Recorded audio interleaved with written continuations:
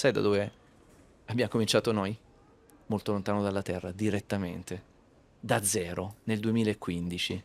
Perché per me era arrivato il momento in cui avevamo costruito una serie di tecnologie, non l'avevamo ancora provate neanche a basse orbite terrestri. Ho detto, ragazzi, cioè, se noi non rischiamo e io voglio rischiare, mi prendo tutto il rischio, anche in prima persona, mentre il successo è di tutti, noi non andiamo avanti. Siamo all'Innovation Hub dell'aeroporto Leonardo da Vinci di Roma Fiumicino. È il primo acceleratore di start-up all'interno di un aeroporto in Europa. Qui si sviluppano ogni giorno progetti e soluzioni innovative e da qui parte il nostro viaggio verso i futuri in arrivo.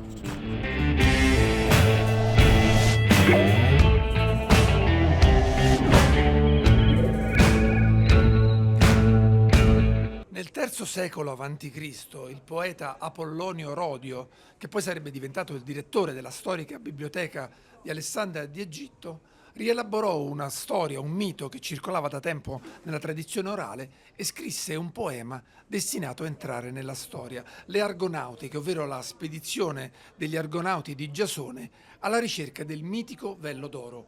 Quasi 6.000 versi per celebrare il valore dell'esplorazione umana e ancora di più della collaborazione fra esseri umani quando si tratta di sfidare l'ignoto per conquistare qualcosa di prezioso, di importante. Nel 2008 una piccola impresa aerospaziale italiana è nata ispirandosi proprio a questo mito e ha preso il nome di Argotec. 17 anni più tardi, qualche mese fa, nella sede di Argotec hanno celebrato con un'esplosione di gioia il lancio contemporaneo di 7 satelliti, una festa simile a quelle che si vedono nelle control room della NASA o di SpaceX quando si compie una vera impresa. Per questo da allora il fondatore di Argotec viene chiamato con molta esagerazione ma anche con molto affetto l'Elon Musk italiano. Benvenuti nel futuro con Davide Avino, questa è Fly Me to the Moon. Ciao David. Ciao Riccardo, grazie. Ben Grazie anche per ritrovato. l'introduzione. Tanti anni che ti seguo con affetto, ma partiamo dalla fine. Che cosa è successo esattamente il 23 giugno 2025 a Torino? Beh, come dicevi, è stata una festa, è stata la prima volta che in Europa su un progetto europeo guidato dall'Agenzia Spaziale Europea, finanziato dal governo italiano e seguito anche dall'Agenzia Spaziale Italiana, si raggruppavano 7 satelliti sullo stesso lanciatore e si mettevano in orbita. Ma soprattutto il successo, sai qual è? Quelle immagini che tu hai visto, immagini incredibili all'interno del centro di controllo, è stata un'emozione, non tanto perché era la prima volta, perché ci aspettavamo di recuperare questi satelliti, i segnali dei satelliti un bel po' di tempo dopo, ma in realtà l'abbiamo recuperati in pochissimi minuti, tutti e 7 È andato assieme. tutto liscio. È andato veramente tutto che liscio. non è scontato con il mestiere No. che fate. A volte vediamo anche che appunto Elon Musk stesso a volte ha inanellato alcuni fallimenti importanti nei suoi lanci, invece in questo caso è andato tutto bene. In questo caso è andato tutto bene, andare nello spazio è sempre molto complicato. Noi oramai siamo abituati ad andare nello spazio, a tornare, ritornare, mandare satelliti, prendere segnali, però in realtà quello che c'è dietro ci sono anche dei fallimenti e il fallimento secondo me è una cosa fondamentale per crescere e soprattutto per fare innovazione. Senti, una delle cose che colpiva di quell'immagine, a parte appunto la festa che è scoppiata nella control room, è l'età dei ragazzi. Sembrava una festa di universitari. E infatti noi viviamo quasi l'azienda come in un laboratorio delle università forse americane, delle università italiane, europee in generale. La nostra azienda è così. Età media dell'ingegneria meno di 30 anni, il responsabile delle operazioni, che forse si vede all'interno di quelle immagini, ha 32 anni ed è la persona che aveva già lavorato alle nostre missioni ancora anni fa e ha fatto una missione incredibile circa 4 anni fa, che è stata la missione dove noi abbiamo costruito l'oggetto italiano che è andato più lontano nello spazio, a 14 milioni di chilometri di distanza, e il responsabile era sempre lui, Un ragazzo, 29 cioè, anni, in Italia così li come lo ragazzi, stesso. anche se poi Sì, a oramai 30 anni non lo sono. infatti non lo sono, così come il team che poi si è costruito nel tempo, si è focalizzato su missioni ancora diverse nel tempo ed è bello. E c'è anche una foto che avete scattato a grande distanza, che è stata una foto record. Qual era la foto? Questa foto era la foto di un asteroide. Noi siamo andati a intercettare Cioè un tuo satellite, sì, scelti direttamente come Argotec dalla NASA, assieme all'Agenzia Spaziale Italiana siamo andati ad intercettare un asteroide a circa 14 milioni di chilometri di distanza, 14 milioni di chilometri di distanza, veramente molto molto lontano. e la NASA aveva costruito una sonda di circa 450 kg, e questa sonda andava ad impattare contro questo asteroide per verificare quella che viene chiamata la capacità di deflettere, di deviare l'orbita. Ma non era in collisione con la Terra, però nel caso in cui almeno sappiamo che oggi c'è la possibilità. E lì avete fatto una E foto. noi 15 giorni prima ci hanno rilasciato con un satellite di piccole dimensioni che non era mai andato così lontano dalla Terra, e abbiamo seguito l'impatto e ci siamo trovati esattamente a 50 km di distanza con una velocità di 7 km al secondo di deviazione, immagina un po'. Quindi la sonda della NASA andava ad impattare contro questo asteroide e noi eravamo lì deviando circa 7, quindi continuando a 7 km al secondo, stabilizzando il satellite e scattando fino a...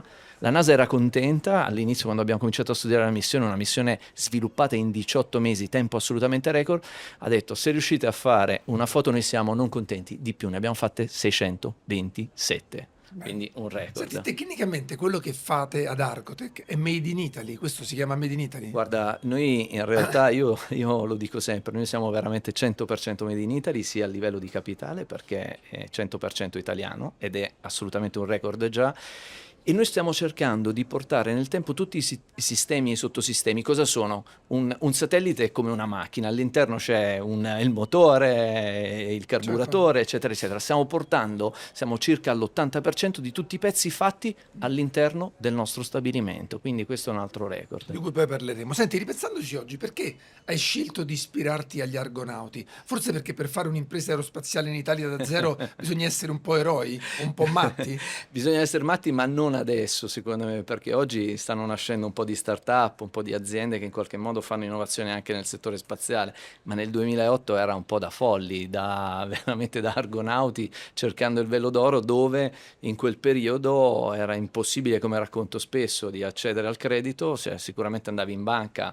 Non era facile il 2008, come ricordiamo bene, una crisi incredibile dal punto di vista economico e finanziario, e nello stesso momento tutte queste grandi missioni erano associate a delle grandissime aziende che si chiamavano Boeing, Airbus, Lockheed Martin, eccetera, In eccetera. Italia ne conosciamo altre. Senti, tu hai detto che ne stanno nascendo altre in Italia. In effetti ho intercettato alcune startup interessanti, quella di Mattia Barbarossa, quella di Claudio Piazzai. Si può dire che il fatto che tu ce l'hai fatta ha aperto la strada anche agli altri? Ma io non Ha lo so. dimostrato che si può fare. Io non lo so, però Cioè più non che devi altro essere una multinazionale per forse occuparti di spazio. ho un po' tolto quello che era il pessimismo nostro italiano. È una cosa americana, è una cosa dove ci vogliono tantissimi soldi e così via. È chiaro che un'impresa spaziale richiede tanti soldi, è capital intensive.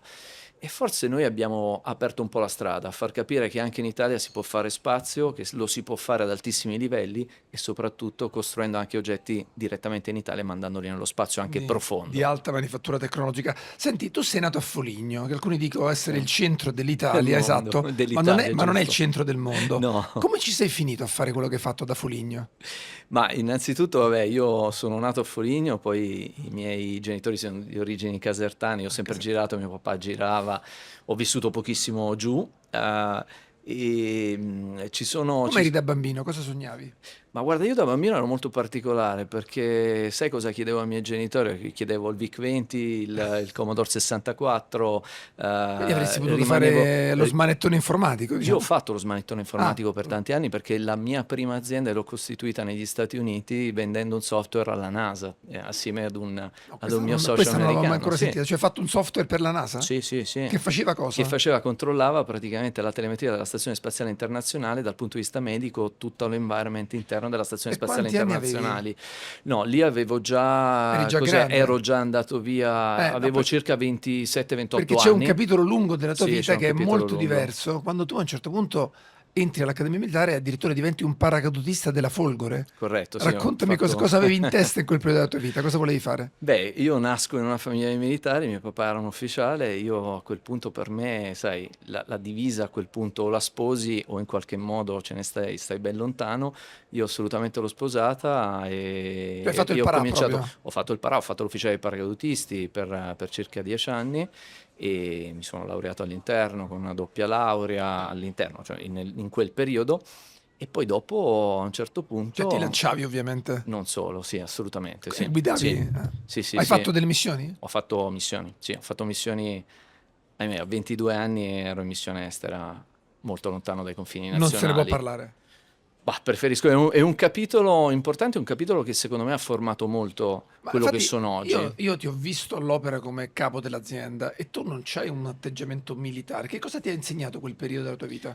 Mi ha Cioè tu sei, mi, insegnato. pari, mi sembri molto orizzontale nel modo di gestire le cose, invece il militare è molto gerarchico. Ma sai, dipende un po', perché se il militare è un militare che dove a 20 anni, a 22 anni, io sono entrato, io ripeto, operazioni a 22 anni, devi gestire anche persone che hanno 45 anni, che hanno una grandissima esperienza anche in missioni all'estero rispetto a te, tu invece hai 2 stelle, 1 stella o 3 stelle e devi riuscire a confrontarti con le persone e a prendere il meglio da tutti quanti. Per cui io ho imparato tantissimo a confrontarmi con le persone, a cercare di tirar fuori il meglio da tutte le persone perché tutti quanti hanno una capacità incredibile e anche e soprattutto in azienda.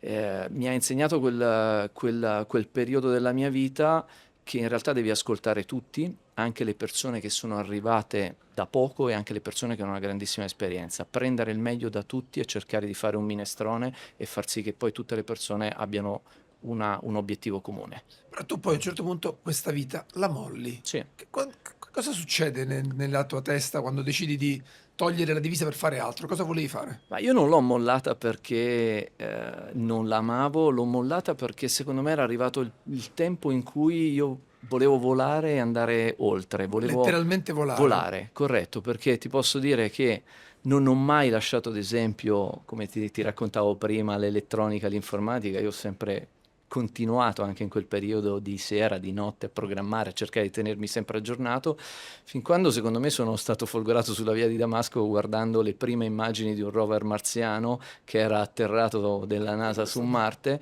e mi ricordo perfettamente quando la NASA ha rilasciato quelle prime immagini, era notte, ero lì davanti al computer con una connessione ancora a 56K all'epoca, cercando di scaricare questa immagine che man mano si formava sul mio schermo che era ancora E hai vecchissimo. pensato voglio E essere io ho parte di questa pensato, storia. io voglio andare veramente oltre, voglio cercare di fare qualcosa e magari unire anche, se necessario, in futuro i mondi, questi 2 mondi che sembrano così distanti, Quali? sia il mondo militare che anche che mi ha insegnato tantissimo, rifarei tutto quello che ho fatto, ma anche il mondo della tecnologia che non ho mai abbandonato. Per me, io ti raccontavo prima, mio papà e mia mamma mi regalavano il saldatore con i kit di elettronica, io continuavo a fare quello e continuavo a programmare quello. Quando andavo alle feste, sai cosa facevo? O il DJ da una parte, oppure quello che faceva con i Sono le sistemi luci, elettronici, le luci le strobo, le luci, luci, certo. quindi era, o addirittura ancora più avanti all'epoca con sistemi video, mi portavo dei video e cominciavo a proiettare delle cose all'interno collegate alla musica attraverso dei kit elettronici che avevo sviluppato io. L'altra cosa che io facevo sempre, io per la radio io a 14 anni facevo, questa è nuova, facevo un programma per i 12, sì, a 12-13 anni facevo un programma su una radio locale per i bambini, per i ragazzini. E perché? Perché Facevi lo speaker. facevo lo speaker con scarsissimi magari risultati ovviamente. Però lo sai perché? Perché io ero impallinato per le telecomunicazioni, per l'elettronica e quindi a me Certo. piaceva anche andare, quando non funzionava il ripetitore di questa radio, su in cima alla collina a 14 anni assieme al responsabile a capire cosa stava succedendo perché la radio non si sentiva più, fino a fare addirittura dei kit di elettronica per le trasmissioni e dire a mia mamma: senti, prendi la tua 500 e vai là in fondo a vedere se si sente con un'antenna sul palazzo. Cioè, quindi Diciamo il quindi pallino, il pallino Però tu c'era. prima di fare Argotec fai un periodo in alcune agenzie spaziali. Corretto. Ma come, cioè, quindi tu decidi che quello sarebbe stato il tuo mondo, che fai? Mandi un'applicazione, una domanda? Sì, io ho cominciato a lavorare in Italia per 2 anni, sono rimasto in Italia per una grande azienda e dopodiché lì ho cominciato a capire anche da fuori quello che stavo cercando di fare, di imparare. Era già nata SpaceX negli Stati Uniti, c'era già l'idea del disimpegno della NASA che... Sì, erano ancora un po' all'inizio Sì, proprio di SpaceX era SpaceX, all'inizio. era proprio all'inizio e a quel punto comincio a lavorare per l'Agenzia Spaziale Europea e poi da lì E comincio a capisci che c'è un seguire. mercato. Capisco che c'è un mercato, che ci sono delle missioni spaziali, io comincio a seguire tutte le missioni Human Spaceflight, dove seguivo sia le operazioni a terra, ma anche quella che era la costruzione di alcuni payload, quindi esperimenti che venivano fatti sulla Stazione Spaziale Internazionale.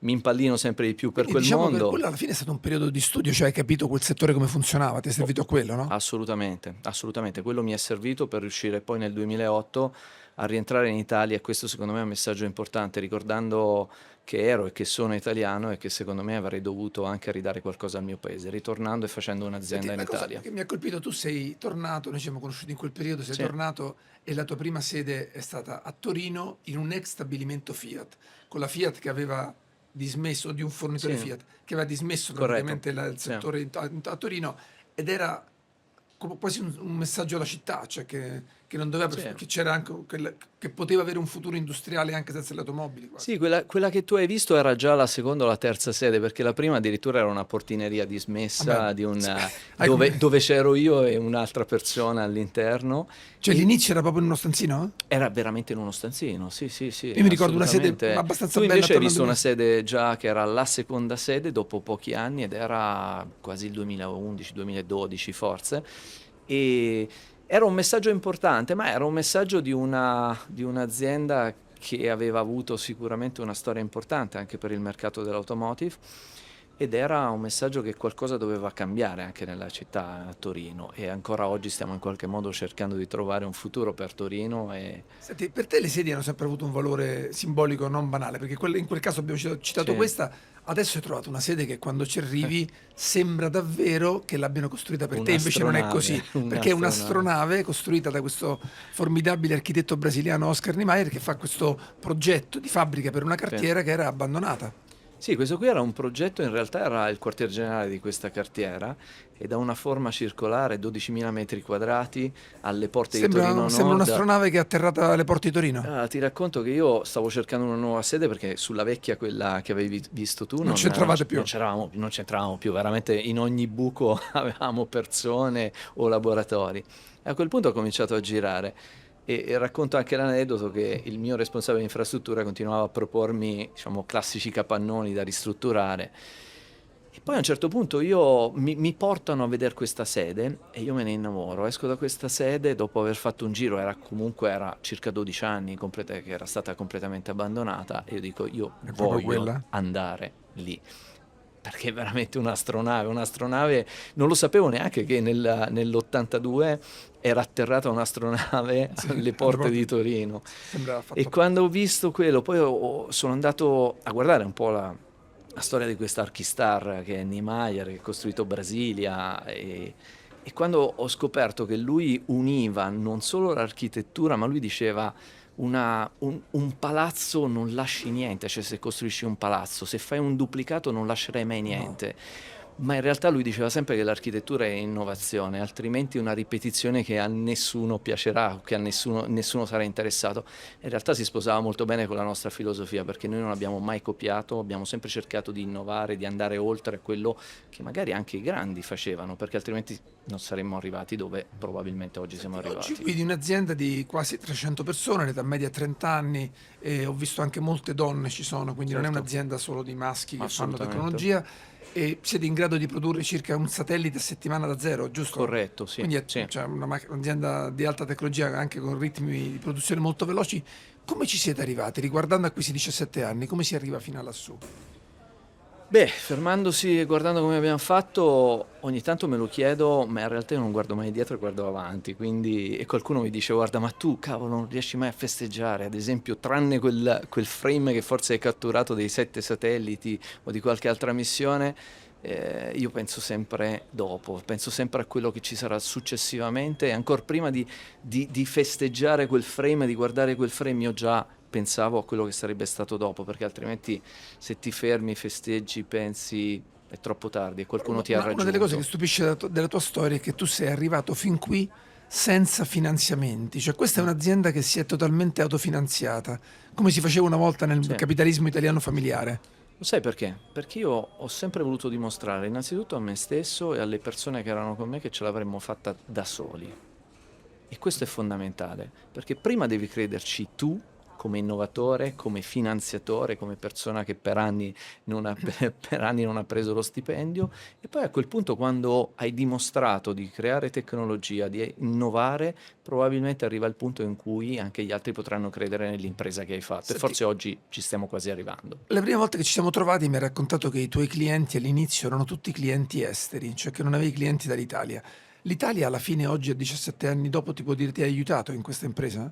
Io posso dire che l'Italia sta investendo molto nello spazio, negli ultimi governi, l'ultimo governo crede molto nello spazio perché lo spazio è diventata quasi una commodity, anzi ci devi essere nello spazio, devi dimostrare di avere una tecnologia per essere nello spazio, Però però è oggi vero che all'inizio non ti hanno preso sul serio. all'inizio è chiaro che facevi molta fatica perché non esisteva ancora la parola startup, in Italia non esisteva l'innovazione, non è che non esistesse Sì, l'innovazione no. nel mondo spaziale, perché si pensava che le cose si potessero solo ed unicamente fare in un certo modo. E noi abbiamo fatto tantissima fatica a dimostrare che in realtà potevamo andare sulla stazione spaziale, abbiamo fatto più di 20 esperimenti sulla stazione spaziale e all'inizio Senti, trovando anche investimenti da altre il aziende. più curioso forse quando c'era la stazione spaziale è stato Era quello del famoso quello, caffè di sì. Samantha Cristoforetti. Cioè voi avete fatto un esperimento con la Vazza per fare una macchina che era in grado di fare un caffè buono Ti anche posso sulla stazione dire, spaziale, era questo? io ti posso dire che infatti quello dal mio punto di vista, dal punto di vista di Argotec è stato un game changer, perché a quel punto avendo un esperimento, in questo caso lo chiamiamo un dimostratore tecnologico, finanziato da un'altra azienda che arriva da un settore diverso, significa che noi stavamo aprendo lo spazio in modo commerciale ad altre attività ed era il 2013. Sì. E io sarò sempre riconoscente alla Vazza perché ha creduto in noi e da lì è stato un game changer perché abbiamo dimostrato che noi in 15 mesi mandavamo sulla stazione spaziale, e sembra banale fare un caffè, ma quando siamo andati in NASA a dire quello che volevamo fare, poi abbiamo avuto anche il supporto dell'Agenzia Spaziale Italiana che ci ha dato il volo per andare sulla stazione e la NASA ha detto vabbè tornate più avanti perché in realtà voi volete costruire una bomba sulla stazione perché quando unisci la pressione alla temperatura con l'astronauta che deve in qualche modo fare il caffè, però ce l'abbiamo fatta perché ci credevamo e soprattutto perché forse pensavamo un po' fuori dagli schemi e non mettevamo delle barriere fra noi e quello che era l'obiettivo. Ed è questo, secondo me, è questa proprio l'innovazione di Argotec. Senti, e la spedizione degli Argonauti è stata caratterizzata anche da tanti momenti difficili, anche da fallimenti. Eh, Anche nel tuo caso, cioè, mi racconti un fallimento da cui avete imparato qualcosa? A me ne viene in mente uno che non so se è un fallimento, ma sì, rivedendo una tua intervista prima di sì, incontrarti oggi, quando mi hai raccontato una volta del cibo spaziale, che corretto. l'avete messo online, eccetera, eccetera. Immagino che non tutto sia andato benissimo e quando le cose sono andate male cosa avete fatto? Ma Raccontami un allora io ti episodio. racconto quello del cibo spaziale. In realtà, alla fine, Cos'era l'idea? l'idea era quella di dare un boost dopo il caffè, anche di far in qualche modo mangiare bene, visto che siamo Sì. italiani e chiudiamo col caffè sulla Stazione Spaziale Internazionale dove abbiamo astronauti che ruotano ogni 6 mesi, quindi in spazi confinati. E quindi anche mangiare bene o bere un caffè significa in qualche modo avere un boost della Certo, loro c'era stato psicologia. il caso di Parmitano con la parmigiana, giusto di mezzana. Vero, ed era qualcosa Esatto. che avevamo fatto noi. Da lì in realtà era molto difficile riuscire ad Cioè la arrivare difficoltà, per spieghiamolo, quando sei sulla stazione spaziale è un cibo che si possa conservare, che lo possa mangiare dopo conservare tanto nel tempo, la tempo, che non qualità. faccia briciole, la Esatto. qualità, che mantiene la stessa Ecco, quindi qualità. insomma Quindi c'era noi una serie di siamo sfide non banali da non risolvere. banali perché comunque non puoi mandare qualcosa che magari viene sterilizzato per un sacco di tempo all'interno di un'autoclave dove poi alla fine perdi tutte le proteine, tutte le Immaginare. vitamine. E quindi? E quindi in realtà no, per me non è stato un fallimento, ti posso Però l'idea era raccontare che poi quello. questo cibo Io spaziale lo potessi vendere lo anche potessi sulla vendere a Terra. terra, era Esatto. troppo presto, questo arriverà, lo sai perché era troppo Arriverà. presto? Arriverà, sono assolutamente convinto, già qualcun altro lo sta cercando di fare e per me non è un fallimento perché è stato il modo di dimostrare ancora che noi riuscivamo a far parlare di spazio con una cosa completamente diversa che univa il cibo al caffè, allo star bene nello spazio e questo ci ha dato sicuramente un boost, ma a un certo punto lo sai perché in qualche modo ho rallentato su quello? Perché tutta la tecnologia che noi stavamo sviluppando, che era anche legata al food nello spazio, ci stava quasi mangiando. Cosa significa? Che si parlava di Argotec solo ed esclusivamente per il cibo spaziale. Ma noi in realtà costruiamo una tecnologia completamente disruptive, innovativa, che infatti poi ci ha consentito di finire con un satellite nello spazio profondo più lontano che c'era mai Che è quello che stato davvero costruito in fate. Italia, che è quello che noi facciamo. E a quel punto abbiamo rallentato. Senti, a proposito del vento che è cambiato in Italia nei vostri confronti, forse il momento che lo racconta meglio è il fatto che in primavera a un certo punto ha bussato alle porte del vostro Space Park la Presidente del Consiglio Giorgia Meloni. Com'è andata? Com'è arrivata da voi? Ma è arrivata da noi perché c'è stato un momento a gennaio dove abbiamo lanciato il primo satellite di questa costellazione all'interno del PNRR dove il governo italiano ha investito, ha creduto molto sull'osservazione della Terra e siamo stati i primi all'interno di vari consorzi ad aver lanciato questo satellite. Ed era un momento particolare perché era un satellite che veniva costruito interamente nei nostri stabilimenti, nel frattempo cambiavamo sede perché ci stavamo spostando alla vecchia sede, quindi immagina tutto assieme, mettevamo su un sistema di produzione e lo lanciavamo anche con SpaceX. Era un po' un momento di unione fra quella che era quanto noi avevamo sviluppato in Italia, lanciato anche dagli Stati Uniti attraverso SpaceX. E a quel punto penso che lei abbia saputo quello che stavamo facendo, ma soprattutto penso che lei sia Cioè rimasta non gli hai molto... scritto tu una lettera, so. Io più che altro ho scritto una lettera, ma ho fatto in modo che praticamente dalla lettera trasparissero due cose principali. Siamo 100% italiani e abbiamo tanti giovani che abbiamo cercato anche di far rientrare dall'estero con una legge molto importante che era stata fatta anche dai governi precedenti e poi ancora supportata, che è quella del rientro dei cervelli. È fondamentale ricordare che ci sono tantissimi italiani che oggi dirigono laboratori importantissimi in giro per il mondo e che queste persone dobbiamo cercare in qualche modo di farle ritornare anche in Italia quando c'è la possibilità, per fare sì che il nostro paese diventi sempre più grande da un punto di vista tecnologico e innovativo. Senti, quando parliamo di satelliti e parliamo di spazio, sicuramente la figura di riferimento per tutti è Elon Musk. Tra l'altro la vostra missione dei 7 satelliti era su un razzo di SpaceX, se non sbaglio, Sì. giusto, il Falcon. E che idea ti sei fatto di Elon Musk? Tanto l'hai mai incontrato? E lui ha avuto una parabola in cui c'è stato un momento lungo, in cui è stato visto come il più grande innovatore di questo secolo, Sì. e poi c'è stato il momento Trump in cui sicuramente è stato più controverso e più divisivo. Tu che idea ti sei fatto di Elon Musk? Ma io mi sono fatto un'idea che lui ha cercato chiaramente, ha cambiato completamente il mondo spaziale. Come ti raccontavo prima, per me il mondo spaziale nei primi anni del 2008-2010 era assolutamente governativo ed è un mondo che sta cambiando. E così come avevamo cercato noi in qualche modo di far sì che questo mondo anche in Europa e in Italia diventasse sempre più commerciale, lui ha avuto la capacità di cambiarlo e ha dato anche la possibilità a tante nuove aziende, non solo Argotec, di far sì che si potesse affacciare ad un panorama internazionale e far capire che l'innovazione arriva anche dalle start-up. È chiaro, la SpaceX non puoi chiamarla una start-up, Beh, però oramai è lo è un stata, sì, colosso, insomma, lo è sì, stata. sì. E la cosa che a me piace di più, che in realtà accomuna anche quello che noi abbiamo sempre cercato di fare, è quella di commettere errori, di sbagliare, di non aver paura di bruciare razzi, bruciando in quel caso per lui milioni e milioni ogni volta, Sì. perché altrimenti se continui a fare sempre le stesse cose, un passettino alla volta, alla fine non fai veramente innovazione. E te ne racconto una. Si parlava prima di quella missione, no? Quella Quella dei molto, 7 quella dei- no, quella no, molto lontano no, dalla quello Terra, a là. 14 milioni di chilometri di distanza. Io posso dire, la follia anche nostra, lo sai qual è stata? Generalmente quando costruisci un satellite, costruisci un pezzo alla volta, lo provi alle basse orbite terrestri perché puoi capire, puoi controllarlo, poi alla fine metti assieme tutti i pezzi, costruisci un satellite nelle basse orbite terrestri a 500 km, vedi che funziona tutto e a quel punto cerchi di costruirne uno per andare molto lontano dalla Terra. Sai da dove abbiamo cominciato noi? Molto lontano dalla Terra, direttamente, da zero, nel 2015, perché per me era arrivato il momento in cui avevamo costruito una serie di tecnologie, non l'avevamo ancora provate neanche a basse orbite terrestri. Ho detto, ragazzi, cioè, se noi non rischiamo e io voglio rischiare, mi prendo tutto il rischio, anche in prima persona, mentre il successo è di tutti, noi non andiamo avanti. C'è stato un momento in cui hai rischiato di chiudere, come a volte accade alle start-up.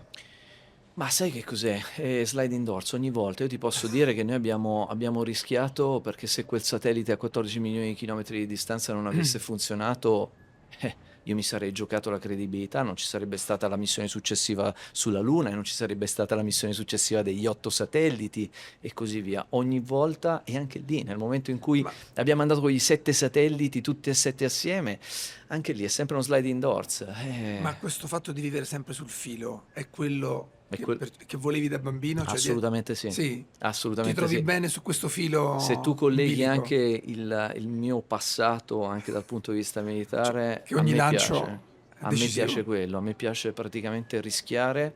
È chiaro che il rischio, così come quando ti lanci col paracadute da un aereo, è tutto controllato, hai fatto tutti i check, tutti i Certo, controlli, però però a quel punto devi lanciarti e a me piace tu non hai quello. paura di lanciarti. Io non ho paura di lanciarmi e soprattutto è quello che fa sì che tu possa innovare e possa fare dei passi molto più grandi di quelli che Senti, faresti in altre condizioni. hai citato più volte la cultura delle start-up, cioè il fatto che si può fare un'azienda da zero e avere successo senza... Sì. Come la vivono le grandi aziende anche di questo paese il successo di Argotec? Beh, è una domanda Quanti particolare. nemici hai? Bah, sai, io non conto i nemici, conto soprattutto forse le potenzialità assieme anche alle grandi aziende, Mm. perché loro fanno cose diverse e più grandi rispetto a Quindi quelle che potresti... facciamo noi. Assolutamente sì, perché alla fine, Mm. sai, su progetti grandi, il mio competitor non è a Torino, il mio competitor non è nel Piemonte, non è nell'Italia, il nostro competitor è il mondo. Noi competiamo a livello mondiale e se ci uniamo, perché magari io ho la tecnologia migliore o comunque faccio satelliti fino a 300 kg che hanno dimostrato di funzionare vicino alla Terra o lontano dalla Terra, probabilmente il vantaggio è per tutti e non è solo per me o per noi. Mi hai dato una risposta molto politica che però è un grande, diciamo, apertura alla collaborazioni future con le aziende italiane più grandi, Secondo me è assolutamente importante collaborare perché, ripeto, come gli altrimenti... argonauti del resto, se no, se avessero collaborato non ce l'avrebbero fatta. Oggi qual è il tuo vello d'oro? Ma il mio vello d'oro è sempre ancora un'altra sfida, una sfida continua. Il mio vello d'oro è sicuramente ce ne sono due. Una, continuare ad aumentare questa capacità di produzione, perché è una cosa molto importante, perché è quello che ci richiede il mercato, una risposta rapida, cioè oramai il mercato ti chiede magari in una settimana, 2 settimane di avere un satellite. L'altro Cioè vello d'oro davvero c'è un ordine, cioè ti possono fare un comincia. ordinativo e dopo una settimana gli dai un satellite? In realtà poi deve avere anche il lanciatore. Oggi in Ah, Europa non abbiamo no, quel tipo di capacità di essere sul lanciatore immediatamente, quindi questo ti è un grande cambia. gap che c'è Questo l'Europa ancora. è un grande gap. Sicuramente un'espansione in America, cosa che noi stiamo facendo già da un po' di anni, ancora prima di Trump noi avevamo assolutamente immaginato un'espansione, avevamo già cominciato un'espansione negli Stati Uniti, È ma una sede in America? abbiamo una sede, abbiamo 2 sedi in America, adesso stiamo aprendo, e questo è un po' uno scoop, stiamo aprendo ancora un'altra sede negli Stati Uniti. Dove si può dire? Tatush? Sì. E adesso siamo in Florida, stiamo aprendo dall'altro Va lato. bene, ok. Quindi, ed è una cosa Non proprio sei in Texas a praticamente pochissime settimane. No, non siamo no, in Texas, ok, non bene. siamo in Texas, siamo vicino ai Sì, lanciatori, sì, agli altri. quindi in Florida e dall'altra parte anche. E quello è sicuramente importante perché se andiamo a guardare i revenues mondiali arrivano la maggior parte degli Stati Uniti e poi stiamo guardando, abbiamo già un ufficio anche in Dubai e stiamo guardando un po' quell'espansione. Se invece mi parli di cosa immagini il futuro, io immagino sicuramente questa chiusura sempre di più a 360 gradi dove noi continuiamo a fornire satelliti non solo per l'osservazione ma anche per le telecomunicazioni dove stiamo lavorando tantissimo, li controlliamo e magari diamo direttamente servizi ai nostri clienti finali. Andremo su Marte?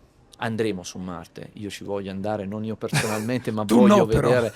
No, Marte è lontana. Se mi chiedi se vuoi andare nello spazio, ti dico assolutamente sì. Ho fatto addestramento agli astronauti o un viaggetto di qualche giorno ci andrei, assolutamente. Però andremo su Marte, non è secondo me una cosa immediata. Ci sono tanti problemi tecnici, psicologici, fisici per gli Però astronauti. facciamo in tempo a vederlo probabilmente questo viaggio. Io spero proprio di sì. Senti, noi ogni volta finiamo le nostre interviste con un questionario che ti faccio rapidamente e ovviamente comincio con il classico di Matrix. Per te la pillola rossa o la pillola blu? Preferisci un'ignoranza felice o una consapevolezza amara? Una consapevolezza amara, assolutamente. Io sono uno che vuole toccare e vuole affrontare le cose. Se ti salvi un oggetto del passato da portare nel futuro, cosa ti porti? Beh, questa è complicata. Sicuramente non mi porto un'auto perché non serve. L'auto non servirà, Non, dici. non servirà assolutamente. Ti posso dire in modo molto... Mi porterei più che altro un block notice perché continuo sempre a prendere Continua a appunti servire. in old style. Anche perché se ti finisce la batteria e hai preso appunti su un telefono non ti può servire. O magari se vai molto lontano nello spazio non ti funziona. Senti, un'invenzione che ancora non esiste ma che invece ti servirebbe. Mi servirebbero dei sistemi che si autoriparano, come le nostre ferite. Come le nostre ferite. Quindi lo immagini per i satelliti? Io lo immagino anche per i satelliti, per la tecnologia che in qualche modo trovano un problema e si autoriparano. È ancora lontana, cioè io immagino un chip che in qualche modo si possa autoriparare e senza avere un backup, perché oggi cosa facciamo per andare nello spazio? Mettiamo 1, 2, Certo. 3 computer in modo che uno faccia il backup dell'altro. Immagino un sistema del genere, oggi il nostro corpo umano se ti fai una ferita si ripara. È ancora una tecnologia formidabile che non abbiamo saputo È incredibile. imitare. Senti, hai 24 ore senza tecnologia, che cosa fai? Ti è mai capitato 24 ore senza tecnologia? Prendo un libro perché purtroppo molte volte non ho il tempo e quindi mi piacerebbe, ma soprattutto sai cosa faccio? Mi stendo sul divano con un bel libro, un sano libro e Qual è un comincio. libro che ti ha cambiato la vita? Beh, ce ne sono un po'. Quello del fondatore di Nike, io l'ho letto veramente in Mm. modo perché Quindi un libro di impresa, da un libro imprenditoria. di impresa, sì, Sì, sì, mi piace sicuramente un libro di impresa, soprattutto andando a leggere di chi ce l'ha fatta sì. anche in condizioni estreme, in condizioni impossibili, dove ti sembrava che qualsiasi cosa fosse finita. Senti, da smanettone, se potessi modificare una riga del codice della realtà, che cosa cambieresti? Beh, cosa cambierei? Io cambierei sicuramente in modo banale tutti questi conflitti e cercherei praticamente di evitare questi conflitti perché veramente stanno cambiando il nostro modo di pensare, il nostro modo di agire, il nostro modo di viaggiare e soprattutto quello che sarà il corso futuro dell'umanità. Sì, non c'è dubbio che viviamo in un mondo, in questo momento stiamo vivendo un momento storico difficilissimo, e per questo ti chiedo, io dico spesso che il pessimista è un ottimista che non ce l'ha fatta. Tu come fai oggi a essere ottimista con quello che vedi intorno a te? Guarda, io sono ottimista perché altrimenti non avrei mai fatto impresa. Sono ottimista perché ogni giorno che io entro in Argotech magari ho un magone interno incredibile, ma quando guardo gli occhi delle persone che lavorano con me e quanto ci credono al futuro, divento ottimista, nonostante molte volte in realtà mi chiuderei nel mio ufficio, isolato, nel mio loculo, battendo la testa contro uno spigolo. Però appena esci fuori e guardi gli occhi di questi ragazzi, capisci che c'è un futuro. Senti, l'innovatore più grande di tutti i tempi, quello a cui ispirarsi. Beh, sicuramente in modo trasversale se passi da Leonardo, che però è stato Ci l'innovatore, cioè sta. perché faceva tutto in modo trasversale, lui dalle macchine volanti all'anatomia, Alla pittura. a tutto, Insomma. a tutto. È chiaro, banalmente direi Musk perché ha innovato nel nostro campo dando veramente un colpo di spugna a tutto quello che era prima, a Bezos perché da un punto di vista imprenditoriale penso sia stato il primo vero innovatore imprenditoriale dal punto di vista Il primo che ha imprenditoriale capito le potenzialità del web davvero quando del fa. web. Sì, sì, non c'è dubbio. Senti, che cosa c'è sempre nel tuo bagaglio a mano? Beh, il mio bagaglio a mano c'è, e lo vedi anche qui perché assieme ad una matita io lo porto sempre dietro ed è semplicemente un block notice. C'è una X Banalissimo. sopra? Sì, non è Casualmente? SpaceX No. assolutamente, c'è Argotech sotto. E perché? Perché ci sono vari aneddoti. Io ti ricordi prima raccontavo di quando ho fatto questo software che poi ho venduto in NASA attraverso una società mia americana con il mio socio americano e di notte magari andavi a letto alle 2, alle 3 di notte col pallino che non avevi risolto un problema e io lasciavo sempre il block notice accanto. Perché se ti svegliavi lo potevi. Perché non se mi svegliavo, tantissime volte mi svegliavo, avevo due soluzioni, o andare davanti al computer e cercare di capire e riparare quella linea di codice che non aveva funzionato, oppure scriverlo e magari riguardarlo la mattina dopo. Senti, da questo punto di vista, l'intelligenza artificiale ci renderà superflui? Cioè il Ass- fatto che può scrivere codice al posto nostro, trovare delle No, cose? No. no, assolutamente no, no, cambierà sicuramente il modo, il tipo di persone, e di capacità e di skill di cui hai bisogno, ma assolutamente non ne saremo superflui, Tu no. quanto la usi? Io la uso assolutamente, la uso tanto e cerco sempre di spingerla anche in azienda, perché altrimenti se non la usi sei indietro rispetto agli altri, non puoi permettertelo. Senti, qual è l'oggetto che ci lasci? Vi lascio proprio un block notice, non questo Ah, no, perché è questo è già quello che scritto, uso è ogni pieno di giorno ed appunti. è quello pieno di appunti e che cambio ogni volta che finisce e che conservo. Quindi fondamentalmente resta una grande tecnologia alla fine quella, Sì. la scrittura nostra. Senti, hai preso un biglietto per il tuo posto dei sogni, dove arrivi? Su Marte, banalmente, ma anche sulla Luna, ma non per andarci, ma magari per rimanerci qualche giorno in più rispetto ai nostri astronauti degli anni 70, del Ma se ti offrisse 69. un posto tipo Bezos per fare quei Ma, viaggi, s- lo ma faresti? allora, Quelli io, sono proprio dei viaggettini, quelli là sono dei viaggetti giusto per È vedere come un un po' Luna Park, dall'alto. Infatti, è un esatto. Luna Park. Non c'è- A me non piace il Luna Park, a me piace in realtà vivere la vita che magari vive un astronauta per qualche giorno, ma non per dire che sono un astronauta, assolutamente no, No, ma no. per capire quello che provano loro. Senti, cosa vorresti che dicessero di te? Che ho cercato di cambiare qualcosa nel mondo spaziale italiano, è complicato perché ci sono tante altre persone molto più brave anche, e soprattutto sai cosa? È che le persone che io in questi anni che sono passati per Argotec. Spererei davvero di aver lasciato un seme, ma non solo dal punto di vista tecnologico, ma da un punto di vista morale e di rettitudine, perché non mi sono mai assolutamente piegato. Grazie, buon viaggio Davide Vino, grazie. Grazie a te. Grazie per aver viaggiato con noi. Io sono Riccardo Luna e questo era Fly Me to the Moon, il podcast che racconta i futuri in arrivo. Alla prossima tappa.